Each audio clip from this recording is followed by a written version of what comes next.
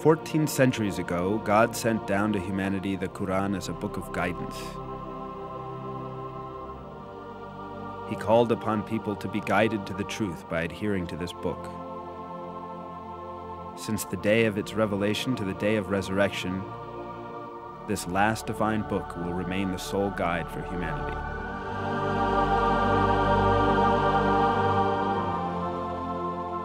The matchless style of the Quran and the superior wisdom in it are definite evidence that it is the Word of God.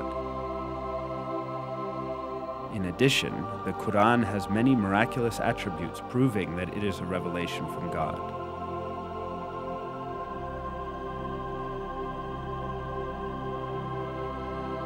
One of these attributes is the fact that a number of scientific truths that we have only been able to uncover by the technology of the 20th century were stated in the Quran 1,400 years ago. Of course, the Quran is not a book of science.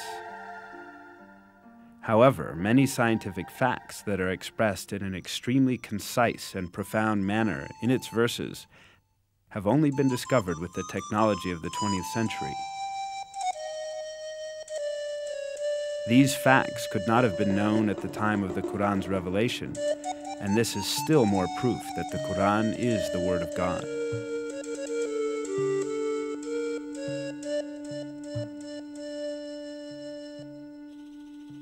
In order to understand the scientific miracle of the Quran, we must first take a look at the level of science at the times when this holy book was revealed.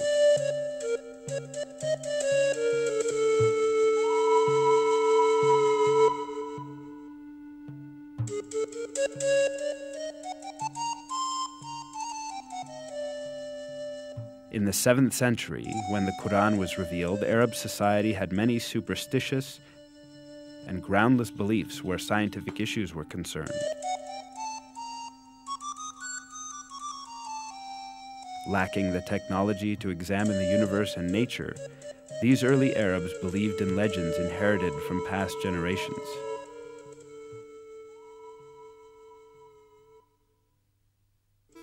They supposed, for example, that mountains supported the sky above.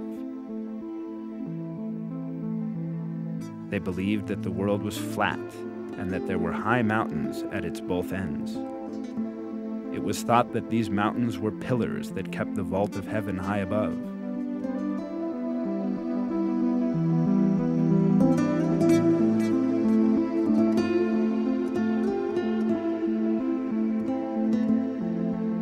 However, all these superstitious beliefs of Arab society before the time of the Prophet Muhammad, may God bless him and grant him peace, were eliminated with the Quran. The verse, "God is he who raised up the heavens without any support," for example, invalidated the belief that the sky remains above because of the mountains. In many other subjects, important facts were revealed at a time when no one could have known them.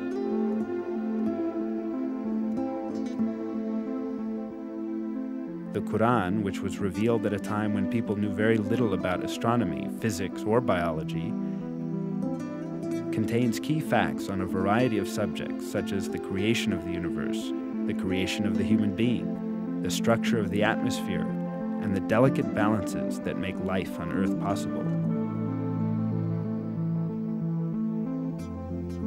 Let us now take a look at some of the scientific truths revealed in the Quran.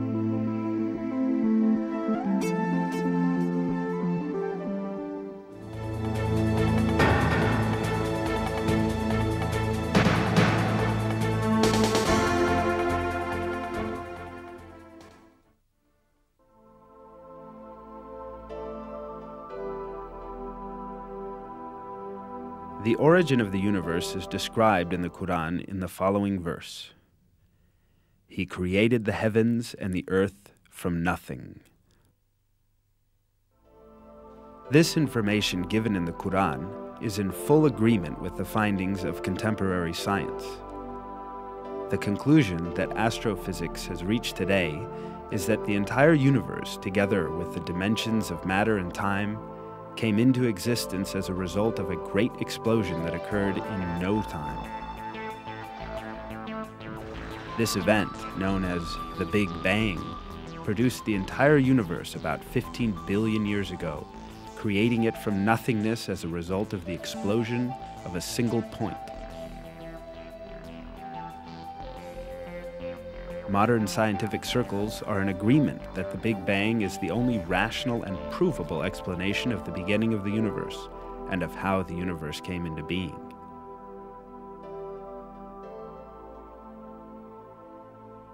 Before the Big Bang, there was no such thing as matter. From a condition of non-existence, in which neither matter nor energy nor even time existed, and which can only be defined metaphysically, matter, energy, and time were all created. This fact, only recently discovered by modern physics, was announced to us in the Quran 1400 years ago.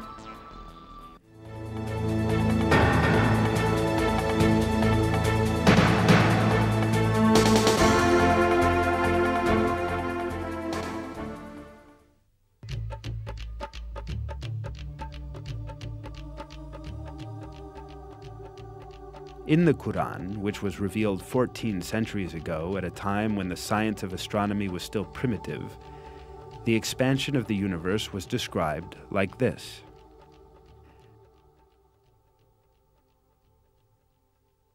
And it is we who have constructed the heaven with might, and verily it is we who are steadily expanding it.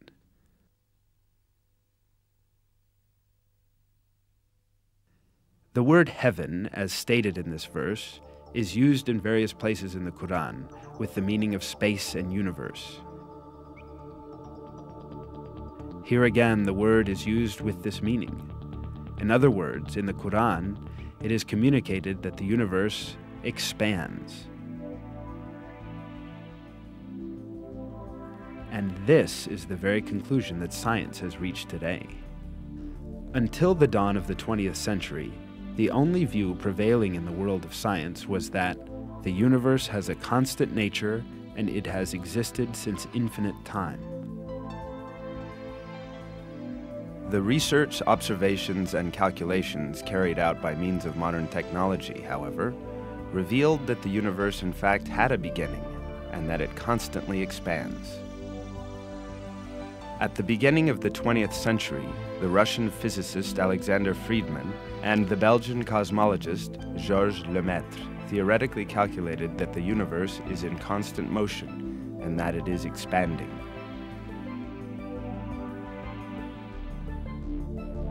This fact was proved also by observational data in 1929.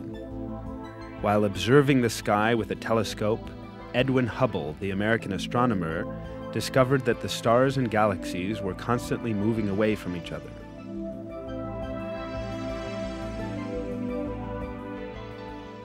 A universe where everything constantly moves away from each other implied a constantly expanding universe. The observations carried out in the following years verified that the universe constantly expands. This fact was explained in the Quran when it was yet unknown by anyone. This is because the Quran is the word of God, the creator, and the ruler of the entire universe.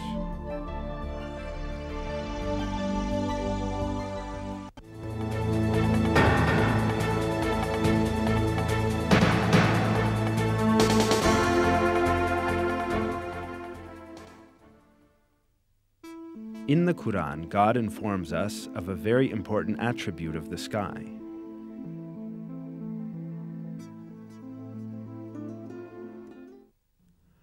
We made the sky a preserved and protected roof, yet still they turn away from our signs.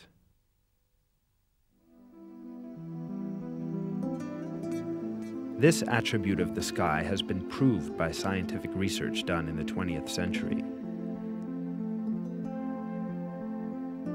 The atmosphere surrounding the Earth serves crucial functions for the continuity of life. While destroying many meteors, big and small, as they approach the Earth, it prevents them from falling to Earth and harming living things.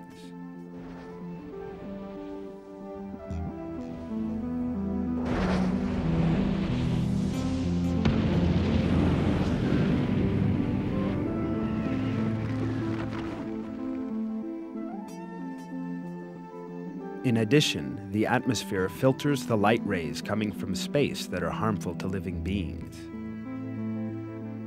It is a most striking feature of the atmosphere that it lets only harmless and useful rays, visible light, near ultraviolet light, and radio waves pass through.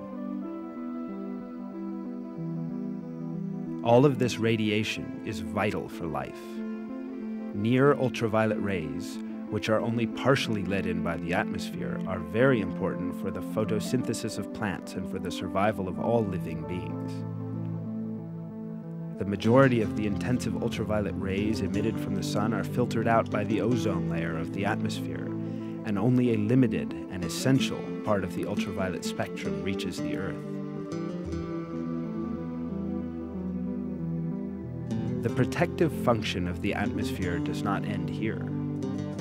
The atmosphere also protects the Earth from the freezing cold of the space, which is about minus 270 degrees centigrade.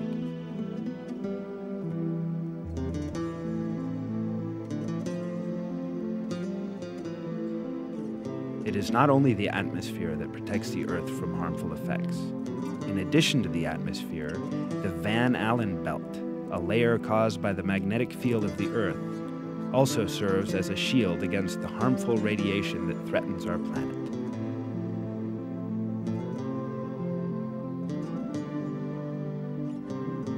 This radiation, which is constantly emitted by the sun and other stars, is deadly to living things. If the Van Allen belt did not exist, the massive outbursts of energy called solar flares that occur frequently in the sun would destroy all life on Earth. The energy transmitted in just one of these flashes detected in recent years was calculated to be equivalent to 100 billion atomic bombs, similar to the one dropped on Hiroshima.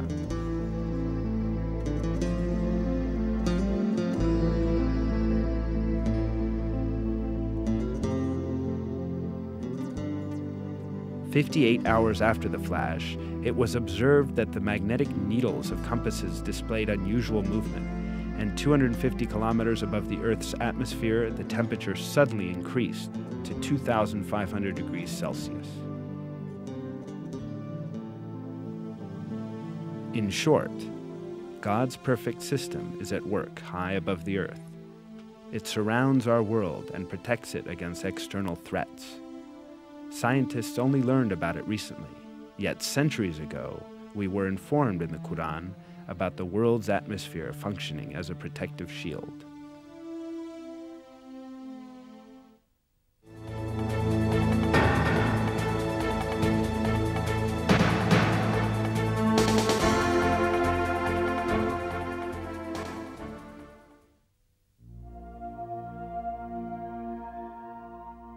The 11th verse of Surat at-Tariq in the Quran refers to the returning function of the sky.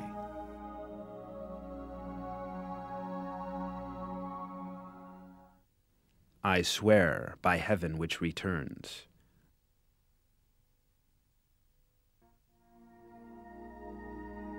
The word Raj, interpreted as return in Quran translations, has meanings of sending back or returning. As known, the atmosphere surrounding the Earth consists of many layers. Each layer serves an important purpose for life's benefit. Research has revealed that these layers have the function of turning the materials or rays they are exposed to back into space or back down on Earth. Now let us examine with a few examples this recycling function of the layers encircling the Earth. The troposphere, 13 to 15 kilometers above the Earth, enables water vapor rising from the surface to be condensed and turned back down to Earth as rain.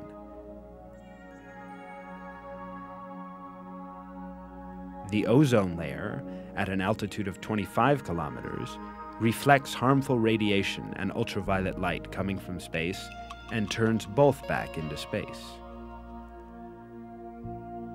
The ionosphere reflects radio waves broadcast from the Earth back down to different parts of the world, just like a passive communication satellite, and thus makes wireless communication, radio and television broadcasting possible over long distances.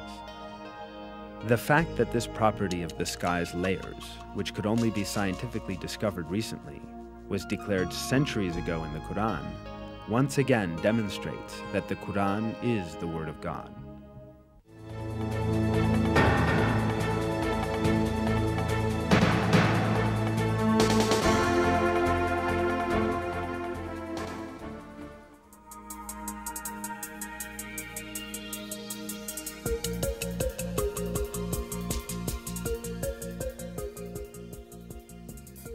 One fact about the universe revealed in the verses of the Quran is that the sky is made up of 7 layers.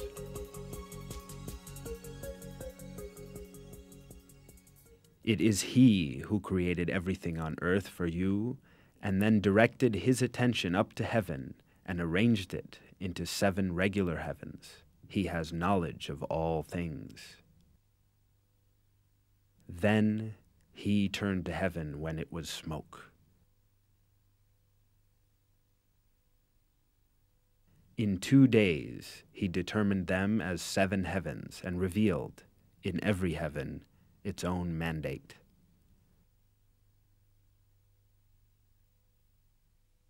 The word heavens, which appears in many verses in the Quran, is used to refer to the sky of the earth as well as the entire universe. Given this meaning of the word, it is seen that the Earth's sky, or the atmosphere, is made up of 7 layers. Indeed, today it is known that the world's atmosphere consists of different layers that lie on top of each other. Based on the criteria of chemical contents or air temperature, the definitions made have determined the atmosphere of the Earth as 7 layers.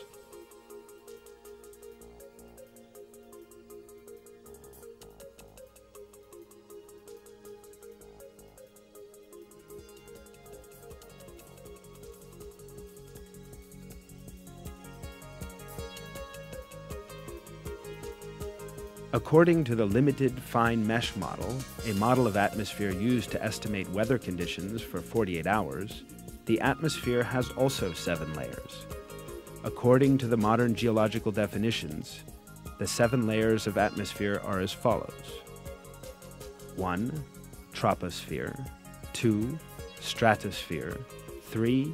Mesosphere, 4. Thermosphere, 5. Exosphere, 6. Ionosphere, and 7. Magnetosphere. The Quran says, He revealed in every heaven its own mandate. In other words, God is stating that He assigned each heaven its own duty. Truly, each one of these layers has vital duties for the benefit of humankind and all other living things on the earth. Each layer has a particular function, ranging from forming rain to preventing harmful rays, from reflecting radio waves to averting the harmful effects of meteors. The verses inform us about the appearance of the 7 layers of the atmosphere. Don't you see how He created 7 heavens in layers? He who created the 7 heavens in layers. The Arabic word tibak in these verses, translated into English as layer, means layer, the appropriate cover or covering for something, and thus stresses how the top layer is well suited to the lower. The word is also used here in the plural, layers. The 7 heavens in layers, as described in the verse, is without doubt the most perfect expression of the atmosphere. It is a great miracle that these facts, which could not possibly be discovered without the technology of the 20th century, were explicitly stated by the Quran 1400 years ago.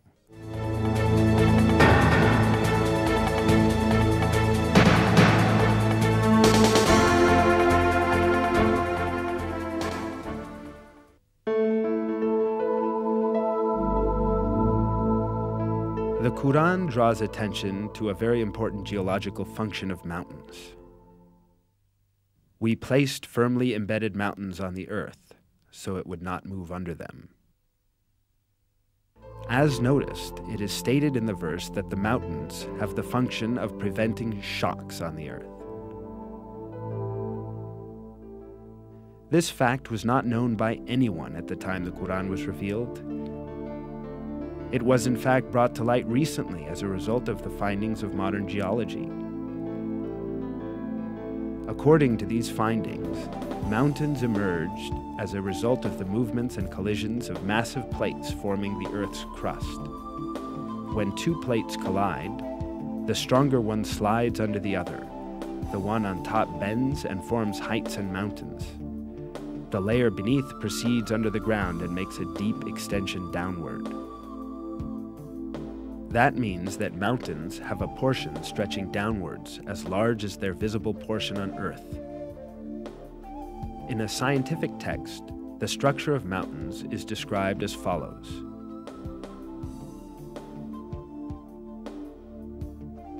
Where continents are thicker, as in mountain ranges, the crust sinks deeper into the mantle. In a verse, this role of the mountains is pointed out through a comparison with pegs.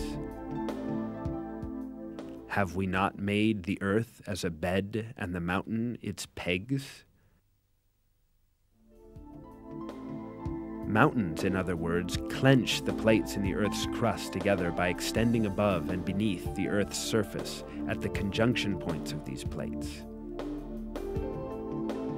In this way, they fix the Earth's crust and prevent it from drifting over the magma stratum or among its plates.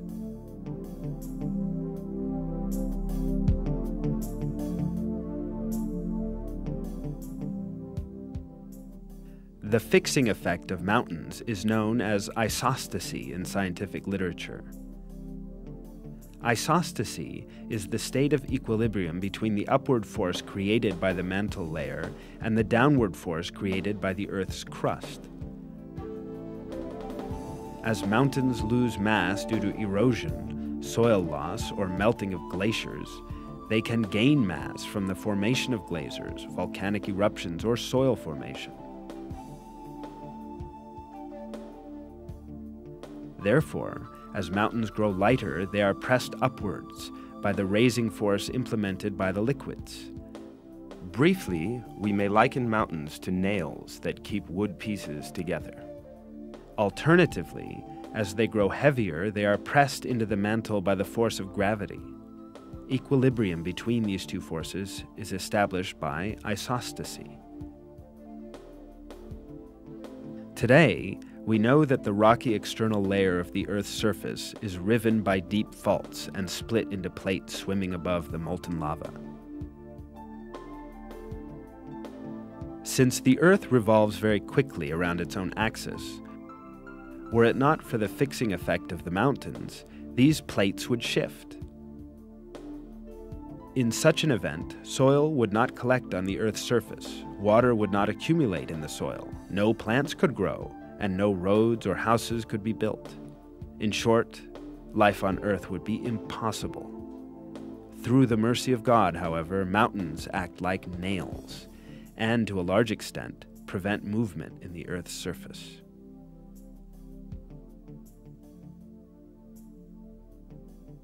This vital role of mountains that was discovered by modern geology and seismic research was revealed in the Quran centuries ago as an example of the supreme wisdom in God's creation. We placed firmly embedded mountains on the earth, so it would not move under them.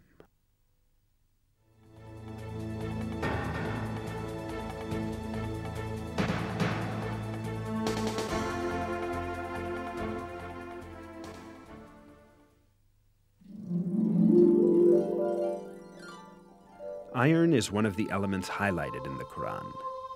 In Surat al-Hadid, meaning iron, we are informed,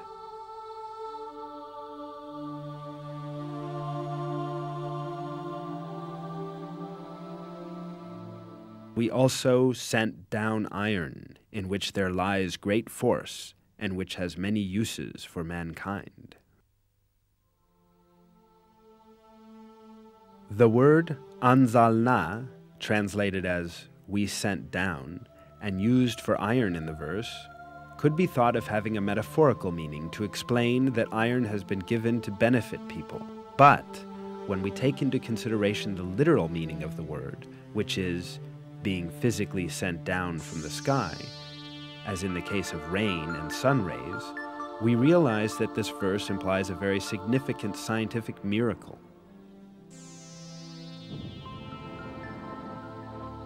Because modern astronomical findings have disclosed that the iron found in our world has come from giant stars in outer space, since the temperature in the sun is inadequate for the formation of iron. The sun has a surface temperature of 6,000 degrees centigrade and a core temperature of approximately 20 million degrees. Iron can only be produced in much bigger stars than the sun, where the temperature reaches a few 100 million degrees. When the amount of iron exceeds a certain level in a star, the star can no longer bear it, and eventually it explodes in what is called a nova or a supernova. These explosions make it possible for iron to be given off into space. All this shows that the iron metal did not form on the Earth, but was carried from exploding stars in space and was sent down exactly the same way as stated in the verse.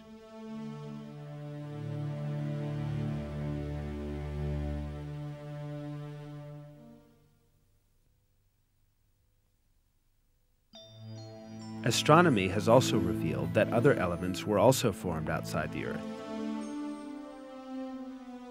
In the expression, "we also sent down iron," in the verse, the word "also" may well be referring to that idea. However, the fact that the verse specifically mentions iron is quite astounding, considering the discoveries made at the end of the 20th century. In his book, Nature's Destiny, the well-known microbiologist Michael Denton emphasizes the importance of iron. Of all the metals, there is none more essential to life than iron. It is the accumulation of iron in the center of a star which triggers a supernova explosion and the subsequent scattering of the vital atoms of life throughout the cosmos. It was the drawing by gravity of iron atoms to the center of the primeval Earth that generated the heat which caused the initial chemical differentiation of the Earth, the outgassing of the early atmosphere, and ultimately the formation of the hydrosphere.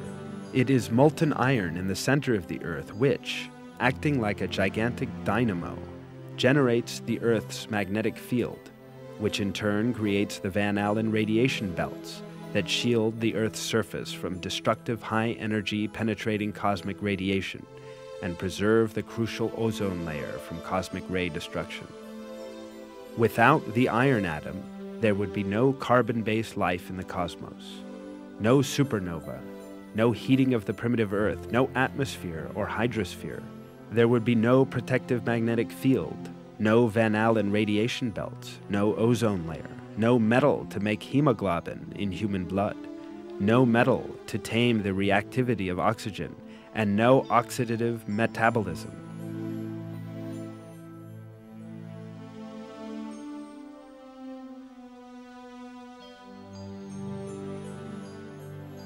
This account clearly indicates the importance of the iron atom. It is clear that this fact could not have been known in the 7th century, when the Quran was revealed. Nevertheless, this fact is related in the Quran, the Word of God, who encompasses all things in His infinite knowledge. In addition, the 25th verse of Surat al-Hadid, which refers to iron, includes 2 mathematical codes. Surat al-Hadid is the 57th surah in the Quran. The numerical value of the word al-Hadid in Arabic, in other words, its abjad, is the same number, 57. The numerical value of the word hadid alone is 26, and 26 is the atomic number of iron.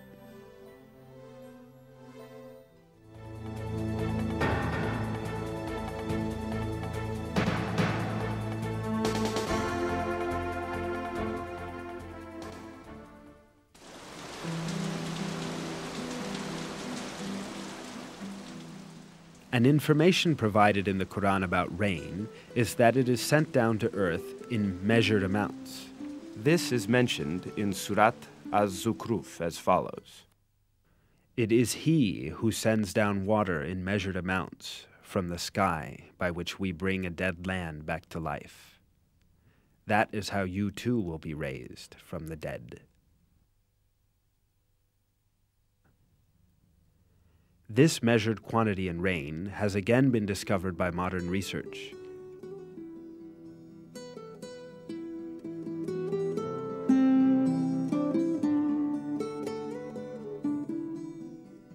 It is estimated that in 1 second, approximately 16 million tons of water evaporates from the earth. This figure amounts to 505 trillion tons of water in 1 year. This number is equal to the amount of rain that falls on the earth in a year. Therefore, water continuously circulates in a balanced cycle according to a measure. Life on earth depends on this water cycle.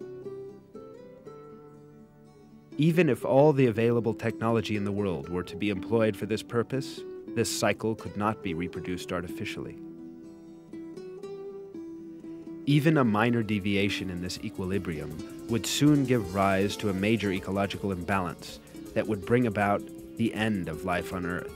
Yet, it never happens, and rain continues to fall every year in exactly the same measure, just as revealed in the Quran. The proportion of rain does not merely apply to its quantity, but also to the speed of the falling raindrops. The speed of raindrops, regardless of their size, does not exceed a certain limit.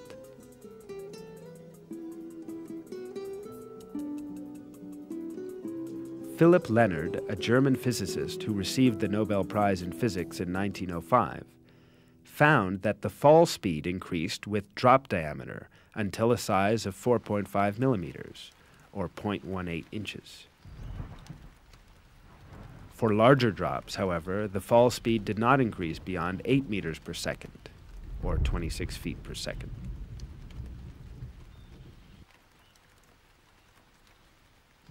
He attributed this to the changes in drop shape caused by the airflow as the drop size increased. The change in shape thus increased the air resistance of the drop and slowed its fall rate. As can be seen, the Quran may also be drawing our attention to the subtle adjustment in rain, which could not have been known 1400 years ago.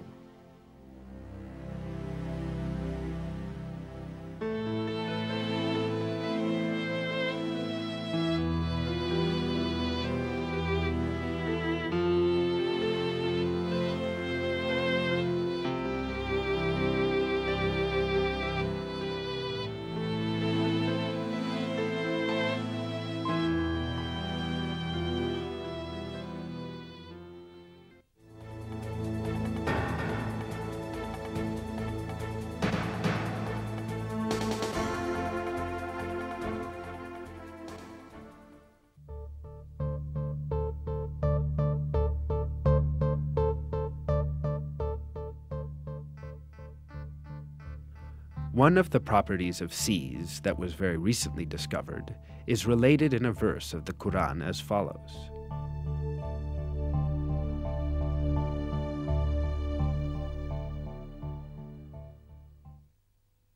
He has let loose the two seas, converging together, with a barrier between them they do not break through.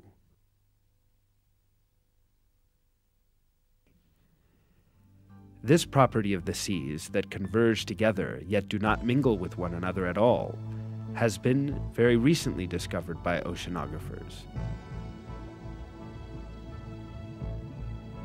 Because of a physical force called the surface tension, the waters of neighboring seas do not mix. Caused by the difference in the density of the seas, surface tension prevents the seas from mingling with one another, just as if a thin wall were between them. It is yet another scientific miracle of the Quran that during a period when people had no knowledge of physics, surface tension, or oceanography, this was revealed in the Quran.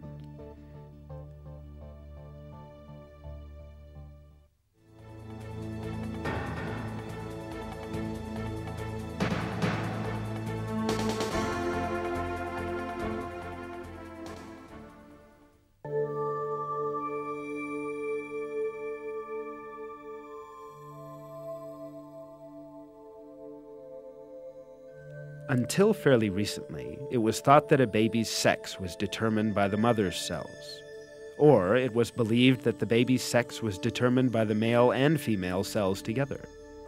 But we are given a different kind of information in the Quran, where it is stated that masculinity or femininity is created out of sperm poured forth into the womb. That he created in pairs, male and female, out of a drop of sperm, as it is poured forth. The improving disciplines of genetics and molecular biology have scientifically validated the accuracy of this information given by the Quran. It is now understood that sex is determined by sperm cells coming from the male, and that the female has no role in the process. Chromosomes are the main elements in determining sex. 2 of the 46 chromosomes that determine the structure of a human being are identified as the sex chromosomes. These 2 chromosomes are called XY in males and XX in females, because the shapes of the chromosomes resemble these letters. The Y chromosome carries the genes that code for masculinity, while the X chromosome carries the genes that code for femininity. Formation of a new human being begins with the cross-combination of one of these chromosomes, which exists in males and females in pairs. In females, both components of the sex cell, which divides into 2 during ovulation, carry X chromosomes. The sex cell of a male, on the other hand, produces 2 different kinds of sperm, one that contains X chromosome and the other that contains Y chromosomes. If an X chromosome from the female unites with a sperm that contains an X chromosome, then the baby is female. If it unites with a sperm that contains a Y chromosome, the baby is male.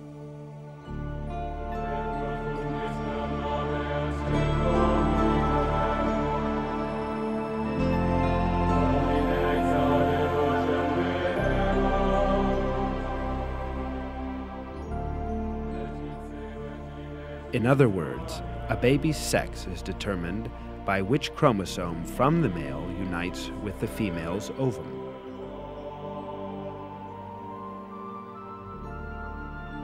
None of this was known until the discovery of genetics in the 20th century. Indeed, in many cultures, it was believed that a baby's sex was determined by the female's body. That was why women were blamed when they gave birth to girls.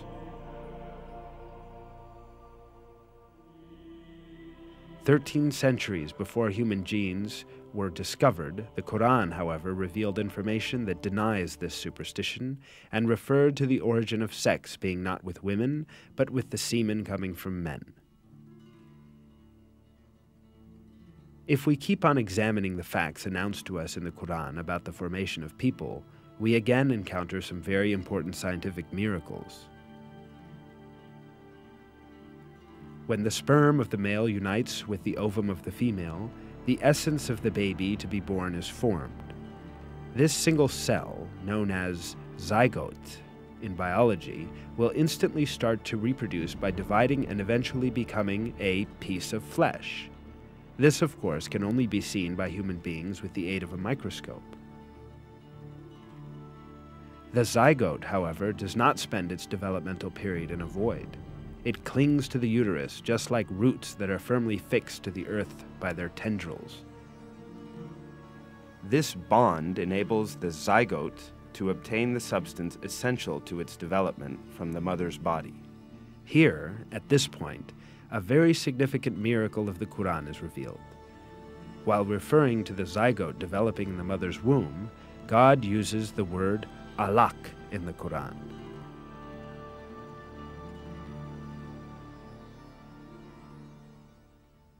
Recite, "In the name of your Lord, who created man from alaq." Recite, "And your Lord is the most generous." The meaning of the word alaq in Arabic is a thing that clings to some place. The word is literally used to describe leeches that cling to a body to suck blood. Certainly, it is not a coincidence that such an appropriate word is used for the zygote developing in the mother's womb. This confirms once again that the Quran is a revelation from God, the Lord of all the worlds.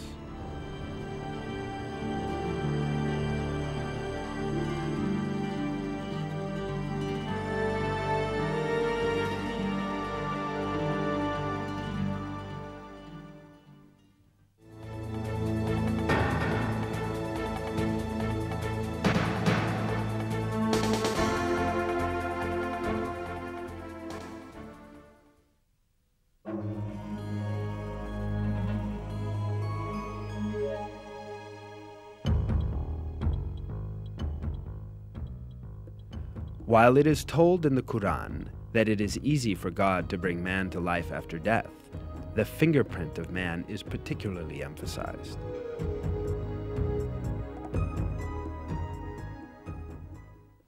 Yes, we are able to put together in perfect order the very tips of his fingers.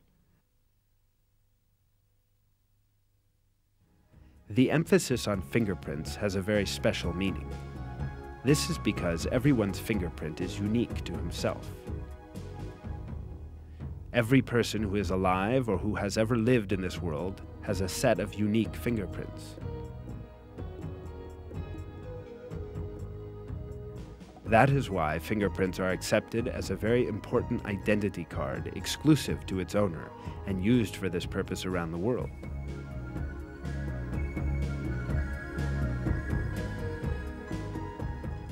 But what is important is that this feature of the fingerprint was only discovered in the late 19th century. Before then, people regarded fingerprints as ordinary curves without any specific importance or meaning. However, in the Quran, God points to fingertips, which did not attract anyone's attention at that time, and calls our attention to their importance, an importance that could only be understood in our age.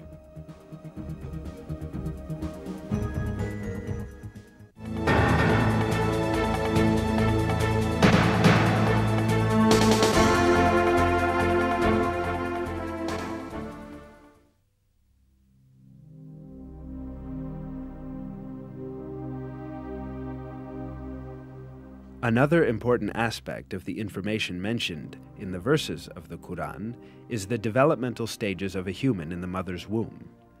It is stated in the verses that in the mother's womb, first the bones develop, and then the muscles form, which wrap around these bones.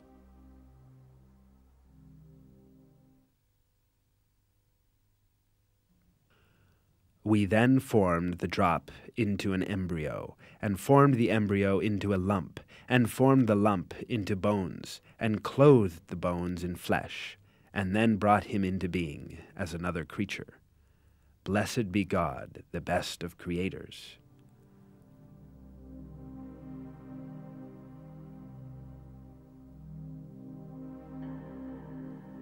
Embryology is a branch of science that studies the development of embryo in the mother's womb.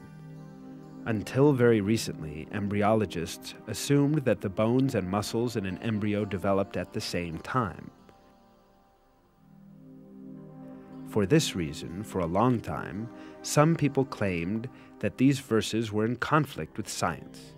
Yet, advanced microscopic research conducted by virtue of new technological developments has revealed that the revelation of the Quran is word by word correct. These examinations showed that the development inside the mother's womb takes place in just the way it is described in the verses. First, the cartilage tissue of the embryo ossifies. Then, muscular cells that are selected from amongst the tissue around the bones come together and wrap around these bones. This event is described in a scientific publication with the following words. During the 7th week, the skeleton begins to spread throughout the body and the bones take their familiar shapes. At the end of the 7th week and during the 8th week, the muscles take their positions around the bone forms.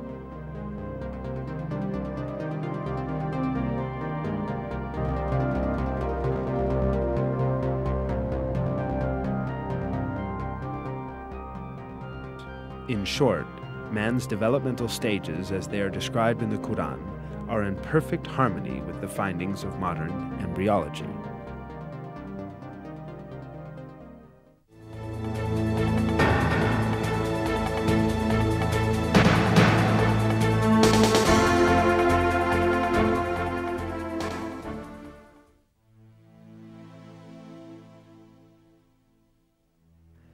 In the Quran, it is related that man is created in a three-stage process in the mother's womb. He creates you stage by stage in your mother's wombs in a threefold darkness. That is God, your Lord. Sovereignty is His. There is no God but Him. So what has made you deviate?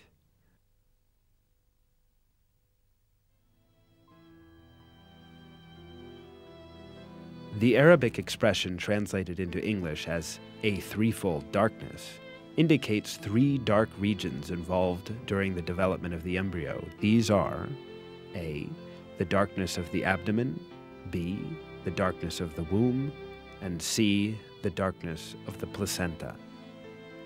As we have seen, modern biology has revealed that the embryological development of the baby takes place in the manner revealed in the verse, in three dark regions. Moreover, advances in the science of embryology show that these regions consist of 3 layers each. The lateral abdominal wall comprises 3 layers. The external oblique, the internal oblique, and the transversus abdominis muscles. Similarly, the wall of the womb also consists of 3 layers: the epimetrium, the myometrium, and the endometrium. Similarly again, the placenta surrounding the embryo also consists of 3 layers: the amnion, the internal membrane around the fetus, the chorion, the middle amnion layer, and the decidua, outer amnion layer. It is also pointed out in this verse that a human being is created in the mother's womb in 3 distinct stages. Indeed, modern biology has revealed that the baby's embryological development takes place in 3 stages in the mother's womb. Today, in all the embryology textbooks studied in the faculties of medicine, this subject is taken as an element of basic knowledge. For instance, in Basic Human Embryology, a fundamental reference text in the field of embryology, this fact is stated as follows. The life in the uterus has 3 stages: pre-embryonic, first 2.5 weeks, embryonic, until the end of the 8th week, and fetal, from the 8th week to labor. These phases refer to the different developmental stages of a baby. Information on the development in the mother's womb became available only after observations done with modern devices. Yet, just like many other scientific facts, these pieces of information are imparted in the verses of the Quran in a miraculous way.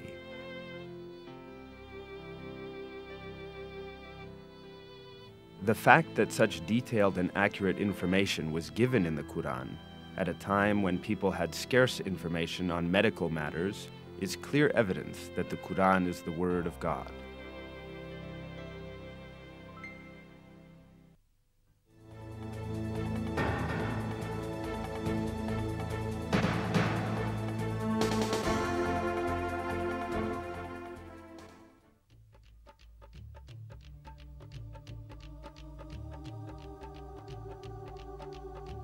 Another miraculous aspect of the Quran is its prediction of future events, all of which have so far been fulfilled. This is one of the proofs that the Quran is the Word of God. The 27th verse of Surat al-Fath, for example, gave the believers glad tidings that they would conquer Mecca, which was then under the occupation of pagans.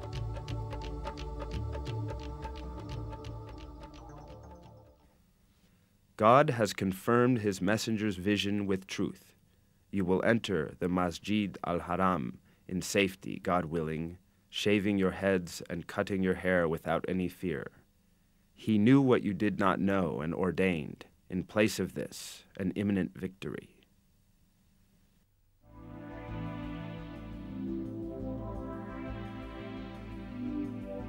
In close consideration, the verse is seen to announce yet another victory that will take place before the victory of Mecca. Indeed, as stated in the verse, the believers first conquered the Khaybar fortress, which was under the control of the Jews, and then entered Mecca.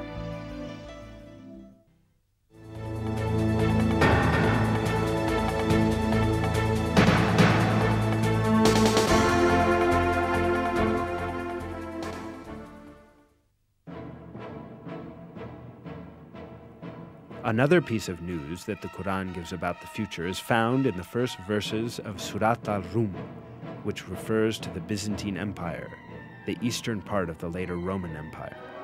In these verses, it is stated that the Byzantine Empire had met with a great defeat, but that it would soon gain victory.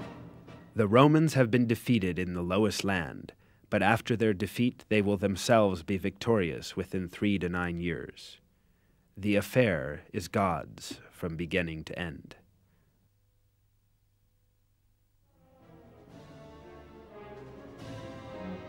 These verses were revealed around 620, almost 7 years after the severe defeat of Christian Byzantium at the hands of the Persians in 1613 and 1614, when the Byzantines lost Jerusalem.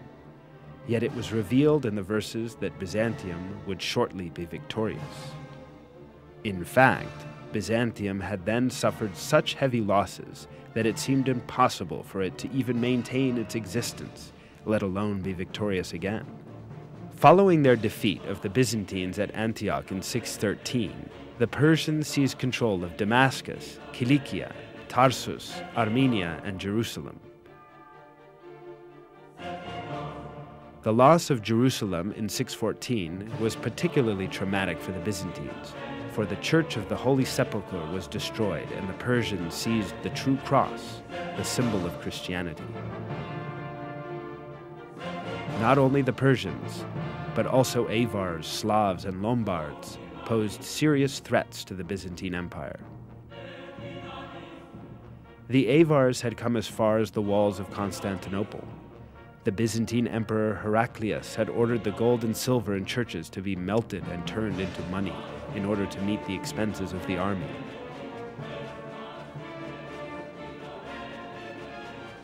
Many governors had revolted against Emperor Heraclius, and the empire was on the point of collapse. Mesopotamia, Cilicia, Syria, Palestine, Egypt, and Armenia, which earlier belonged to Byzantium, were invaded by the idolater Persians. In short, everyone was expecting the Byzantine Empire to be destroyed. But right at that moment, the first verses of Surat al-Rum were revealed, announcing that Byzantium would gain triumph in 3 to 9 years. This predicted victory seemed so impossible that the Arab polytheists thought it would never come true. Like all the other predictions in the Quran, however, this one also came true. In 622, Heraclius gained a number of victories over the Persians and conquered Armenia. In December 627, a decisive battle between Byzantium and the Persian Empire was fought at Nineveh, some 50 kilometers east of the Tigris River near Baghdad. The Byzantine army defeated the Persians again. A few months later, the Persians had to make an agreement with Byzantium, which obligated them to return the territories they had taken from them. The Byzantine victory was completed when Emperor Heraclius defeated the Persian ruler Khosrow II in 630, recaptured Jerusalem, and regained the true cross for the Church of the Holy Sepulchre. At the end, the victory of the Romans, proclaimed by God in the Quran, miraculously came true within the verses stated 3 to 9 years time frame. Another miracle revealed in these verses is the announcement of a geographical fact that could not be discovered by anyone in that period. In the 3rd verse of Surat ar-Rum, we are informed that the Romans had been defeated in the lowest region of the earth. This expression, Adna al-Ard in Arabic, is interpreted as a nearby place in many translations. Yet this is not the literal meaning of the original statement, but rather a figurative interpretation of it. The word Adna in Arabic, derived from the word Dani, which means low, means the lowest. The word Art means world. Therefore, the expression Adna al-Ard means the lowest place on earth. The Dead Sea, one of the regions in which the Byzantines were defeated in 1613 and 1614, is the lowest region on earth. As stated earlier, for Christian Byzantium, the loss of the true cross was the heaviest blow in that defeat in Jerusalem, located near the shores of the Dead Sea. At 399 meters below sea level, the Dead Sea is the lowest place on Earth's surface. This means that the Byzantines were defeated at the lowest part of the world, just as stated in the verse. The most interesting point lies in the fact that the altitude of the Dead Sea could only be measured with modern measurement techniques. Before that, it was impossible for anyone to know that it was the lowest region on the surface of the earth. Yet, this region was stated to be the lowest point on the earth in the Quran. Hence, this provides another evidence that the Quran is divine revelation.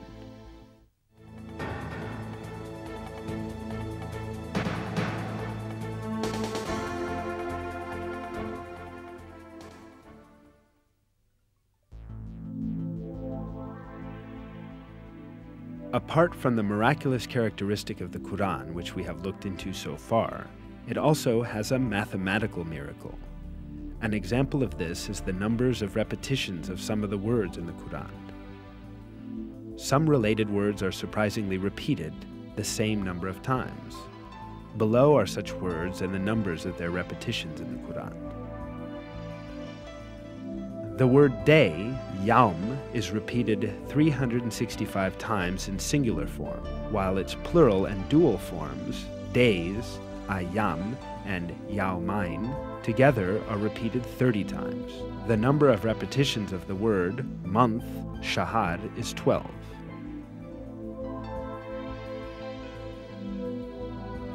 The word payment or reward is repeated 117 times, while the expression forgiveness, mughfirah, which is one of the basic moral principles of the Quran, is repeated exactly twice as many times.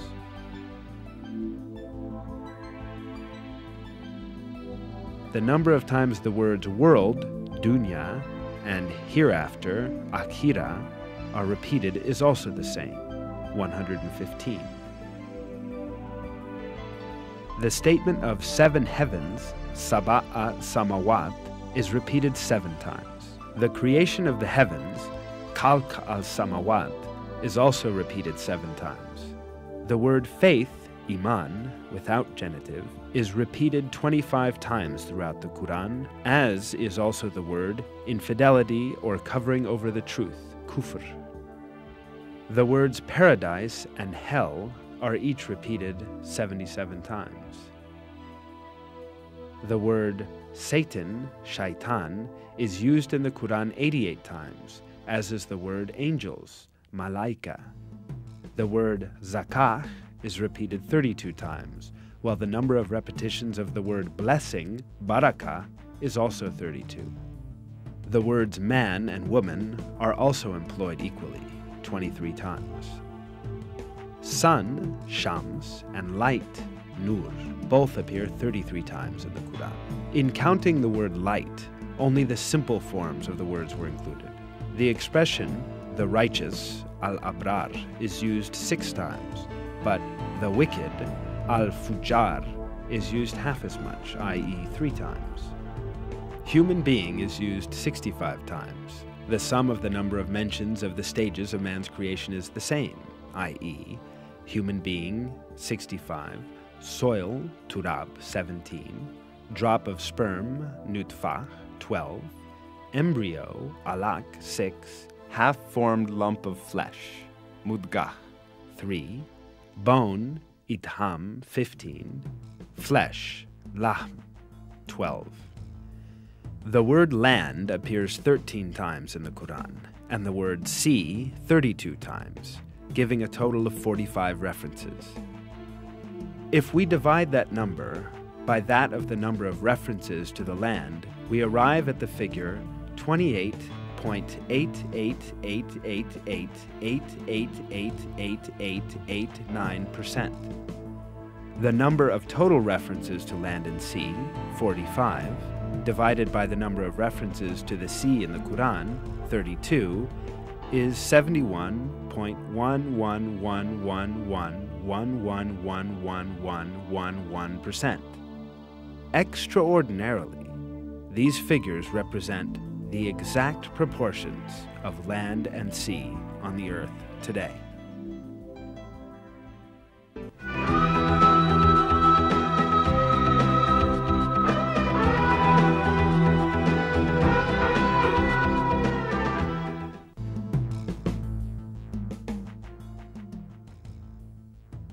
Every piece of information shows us an apparent fact. The Quran is such a book that all the news related in it has proved to be true, and facts that no one could ever have known at the time were announced in its verses.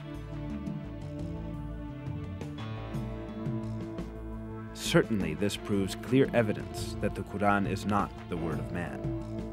The Quran is the word of God, the originator of everything and the Almighty, who encompasses everything with his knowledge. In a verse, God remarks on the Quran,